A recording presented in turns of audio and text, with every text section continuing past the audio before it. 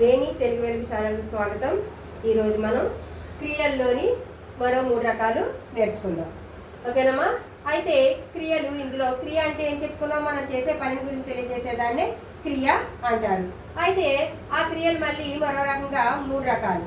ఏంటి అంటే, ఒకటి న్యూన క్రియలు అంటే ఈ న్యూన క్రియలు అంటే కాల, పురుష, వచన, లింగ భేదాన్ని బట్టి మార్పు చెందని క్రియలని న్యూన క్రియలు అని చెప్పేసి అంటారు. కాల, అది ఏ కాలమైనా కావచ్చు, వర్తమాన కాలం కావచ్చు, భూతకాలం కావచ్చు, భవిష్యత్తు కాలం కావచ్చు, ఏ కాలంలోనైనా సరే జరగవచ్చు. అలాగే పురుష, అది ప్రథమ పురుష అవ్వచ్చు, మధ్యమ పురుష అవ్వచ్చు, ఉత్తమ పురుష అవ్వచ్చు. ఉత్తమ పురుష, ప్రథమ పురుష, ఇంకా మధ్యమ పురుష, ఏదైనా కావచ్చు. అలాగే వచనం, అది ఏకవచనం కావచ్చు, బహువచనం కావచ్చు. లింగం, అది స్త్రీలింగం కావచ్చు, పుల్లింగం కావచ్చు.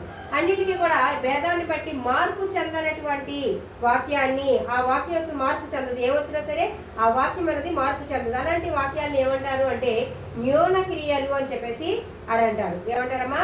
న్యూన క్రియలు. అలాంటి క్రియలు ఏమంటారమ్మా? న్యూన క్రియలు. మనకి కాలం గురించి చెప్పిన, పురుషాల గురించి చెప్పిన, వచనాలు, లింగాలు ఇలాంటి ఎన్ని మారినా సరే, ఏమి మారినా సరే క్రియ అన్నది మారదు. మార్పు చెందని క్రియలను, మార్పు చెందని వాటిని ఏమంటారంటే న్యూన క్రియలు అని చెప్పేసి అంటారు. ఉదాహరణ చూడండి, చేయవలను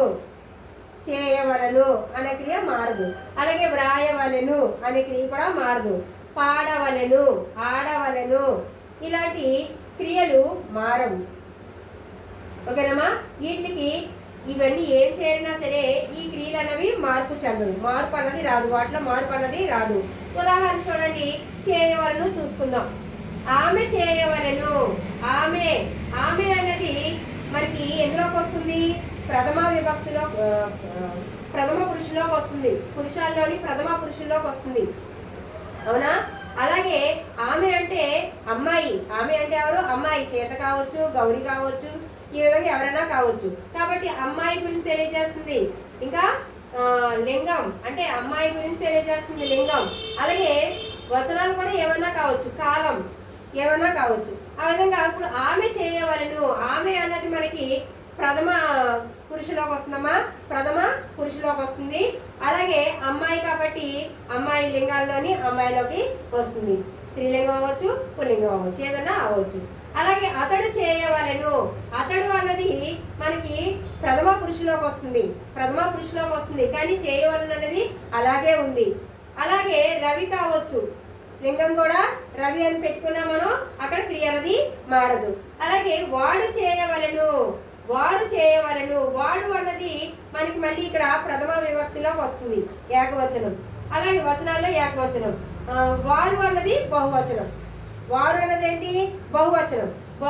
ఏకవచనం అయినా పర్వాలేదు, బహువచనం అయినా పర్లేదు, ఏదైనా సరే క్రియ అనేది మార్పు రాలేదు.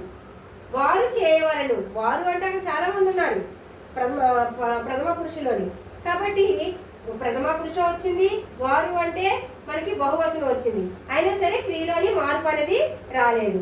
అలాగే నిన్న చేయవలను. నిన్న అంటే జరిగిపోయిన దాని గురించి తెలియజేస్తుంది, భూతకాలం గురించి తెలియజేస్తుంది, అయినా క్రియలోని మార్పు అనేది రాలేదు. అలాగే రేపు చేయవలను. భవిష్యత్తు గురించి తెలియజేస్తుంది, భవిష్యత్తు కాలం గురించి తెలియజేస్తుంది, అయినా క్రియలోని మార్పు రాలేదు.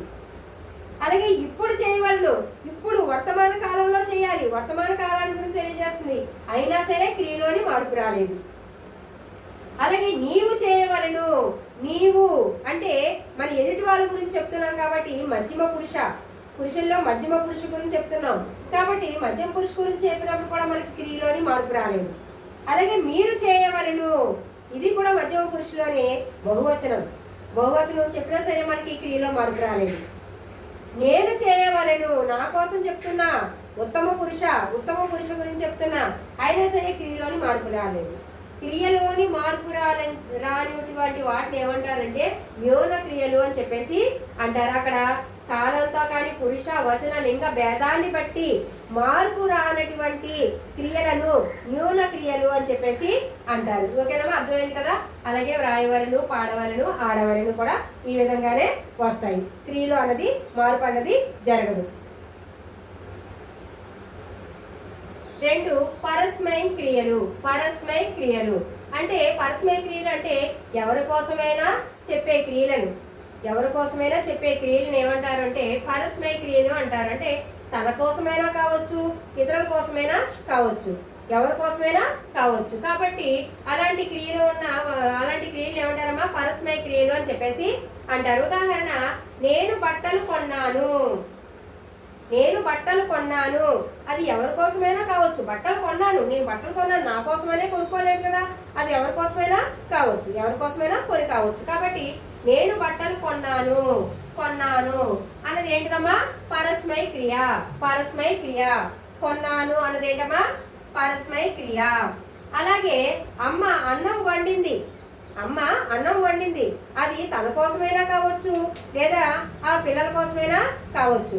ఓకేనమ్మా, పిల్లల కోసమైనా కావచ్చు. కాబట్టి అమ్మ అన్నం వండింది, తన కోసమనే వండుకోలేదు కదా, అన్నం తన కోసమనే వండుకోలేదు కదా, ఎవరి కోసం వండింది, ఎవరి కోసమైనా కావచ్చు, తన కోసం అవ్వచ్చు, తర్వాత ఇతరుల కోసమైనా అవ్వచ్చు. కాబట్టి వండింది అన్నది ఏంటమ్మా పరస్మై క్రియ. అలాగే రవి బొమ్మని గీశాడు. తను బొమ్మని గీశాడు, తన కోసం గీసుకోవచ్చు, లేదా ఇతరుల కోసమైనా గీయొచ్చు. కాబట్టి గీశాడు అన్నది ఏంటమ్మా పరస్మై క్రియ. గీశాడు అన్నది ఏంటమ్మా పరస్మై క్రియ. అంటే తన కోసమైనా చేసి ఉండొచ్చు, ఇతరుల కోసమైనా చేసి ఉండొచ్చు. అలాంటి క్రియలను పరస్మై క్రియలు అని చెప్పేసి అంటారు. ఇంకో ఉదాహరణ, లత పూల గుత్తు తయారు చేసింది. పూల గుత్తును తయారు చేసింది, అది తన కోసమైనా అవ్వచ్చు, లేదా ఎవరికైనా ఇవ్వడం కోసమైనా అవ్వచ్చు. ఓకేనమ్మా, తయారు చేసింది, ఆ క్రియ ఏమవుతుంది పరస్మై క్రియ అవుతుంది. అలాగే సీత పాట పాడింది. సీత తన కోసం తాను పాడుకోవచ్చు, ఎంజాయ్ చేయడం కోసం. అలాగే ఇతరుల కోసం, ఇతరులు వినడం కోసం పాట పాడవచ్చు. కాబట్టి పాడింది అన్నది పరస్మై క్రియ. పరస్మై క్రియ అంటే ఏంటమ్మా ఎవరి కోసమైనా చెప్పే క్రియలను పరస్మై క్రియలు అంటారు. అంటే తన కోసమైనా కావచ్చు, లేదంటే ఇతరుల కోసమైనా కావచ్చు, ఎవరి కోసమైనా కావచ్చు. అలాంటి క్రియలు, అలా చెప్పే క్రియలను ఏమంటారు అంటే పరస్మై క్రియలు అని చెప్పేసి అంటారు. మూడు ఆత్మనేయ క్రియలు. మూడేంటమ్మా ఆత్మనేయ క్రియలు. అంటే ఆత్మనేయ క్రియలు అంటే తన కోసం మాత్రమే చెప్పేవి, తన కోసం మాత్రమే చెప్పే క్రియలను ఆత్మనేయ క్రియలు అని చెప్పేసి అంటారు. కేవలం తన కోసం మాత్రమే చెప్పుకునే వాటిని ఏమంటారమ్మా ఆత్మనేయ క్రియలు అని చెప్పేసి అంటారు. అయితే క్రియకి ఇక్కడ కొను అనే ప్రత్యయం చేరుతుంది.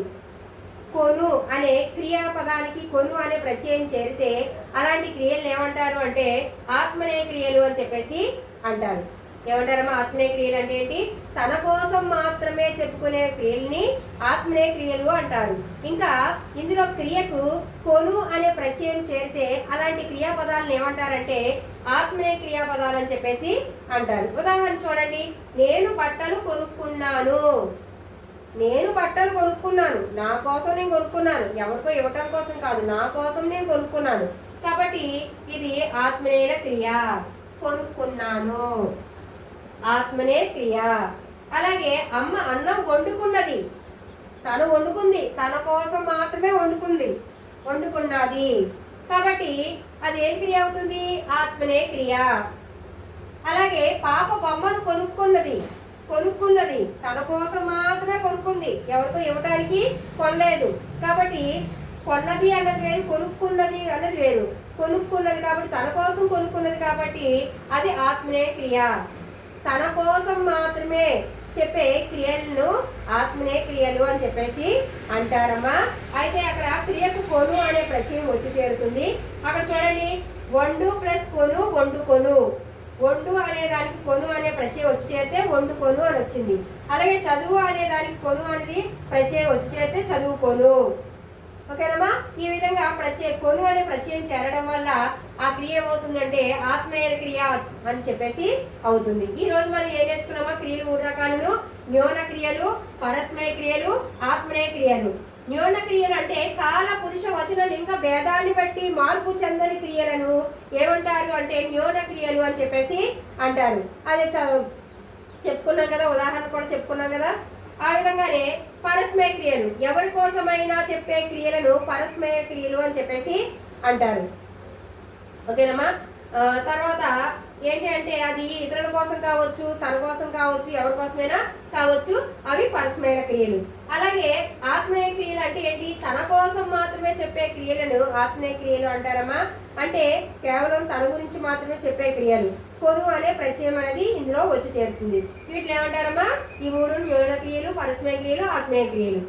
ఓకేనమ్మా? ఇవి 3 క్రియలు.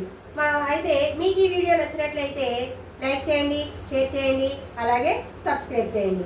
మరిన్ని వీడియోల కోసం బెల్ సింబల్ని యాక్టివేట్ చేసుకోండి.